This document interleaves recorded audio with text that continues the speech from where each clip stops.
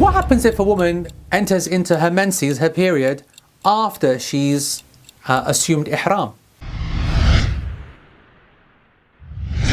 So if a woman's doing hajj or going umrah, then she's put on her clothes ready for her ihram, which is obviously her normal clothes with the jilbab and abaya and everything, and she's made the intention for umrah, and she's entered from the miqat, and she's in, and then suddenly she's making talbiyah, and suddenly she comes upon her cycle, or maybe she gets to Mecca and she enters into her menses.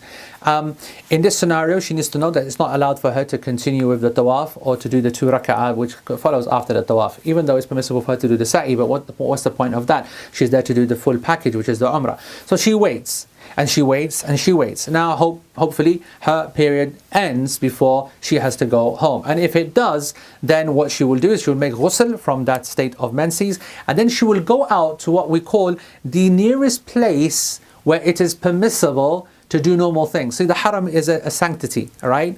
And it has a boundary.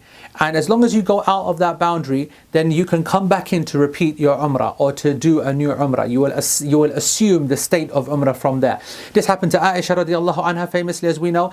And the Prophet ﷺ told her brother to take her to a place called Tan'im, which was the closest to where they were staying, which is outside of the boundary. Nowadays it's called Tan'im or Masjid Aisha because they built a masjid there to make it easier for all the people who come to do their repeat umrahs or to do ihram again. So she would go there 15-20 minutes in a taxi, and then she would say again, labbaik Allahumma umrah. So this is important. Even though she's been there in Mecca now for 3-4 days, 5, 6, 7 days, she has to stay in a state of ihram. She's in a menses, but she cannot break her state of ihram, even though she's in menses, right? So that means that she, all this time while she was waiting, she still can't have marital relations, so she can't use perfume or cut any hair and all the kind of normal conditions that have to be applied.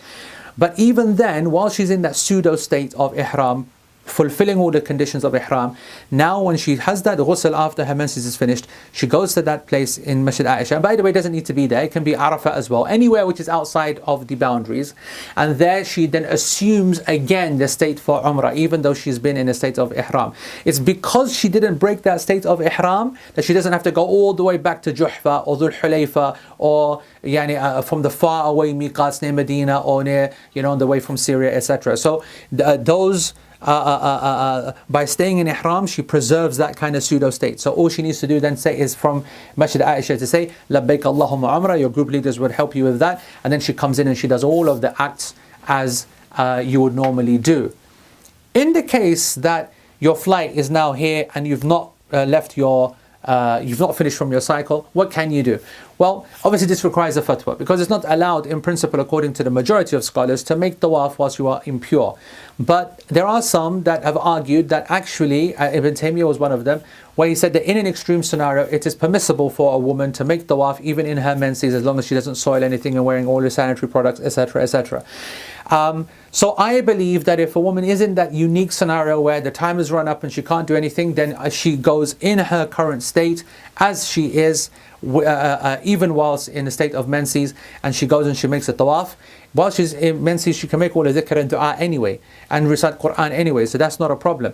But the real issue was the tawaf and the prayer. What should she do? She goes and makes a tawaf. She does not pray the 2 rak'ah after the tawaf, which was sunnah anyway, but it's not allowed for her to pray those 2 rak'ah. There's absolutely no space for that. And then she would go to do the sa'i of the Safa and Marwa and then cut her hair, and she has got a complete umrah as well. I don't want her to think that hers is second hand and not high quality. It's a proper act of worship. She gets the full umrah. It's an emergency scenario. The fatwa is there. So you've got the first scenario and the 2 scenarios, and both of them apply. So a woman in menses after ihram should not have to be worried about that.